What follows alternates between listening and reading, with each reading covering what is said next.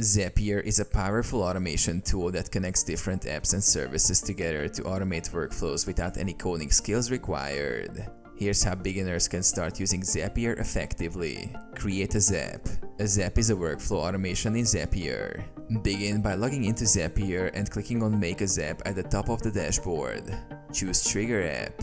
Select the Trigger app, the starting point of your automation. This could be Gmail, Slack, Google Sheets, or any other supported app. Set Trigger Event. Specify the trigger event, such as receiving a new email, form submission, or a new entry in a spreadsheet. Connect your app. Authenticate and connect the Trigger app with your Zapier account. Follow the prompts to grant necessary permissions. Choose Action App. Select an action app, the app where you want to perform an action based on the trigger event. This could be another app like Trello, Dropbox, or Salesforce. Set Action Event. Define what action you want to perform in the action app, such as creating a task, uploading a file, or updating a record. Map fields. Map fields between the trigger and action apps to ensure data flows correctly between them. Turn on your Zap. Once you've configured everything, turn on your Zap. Zapier will start automating the workflow based on the trigger event and action you've set up.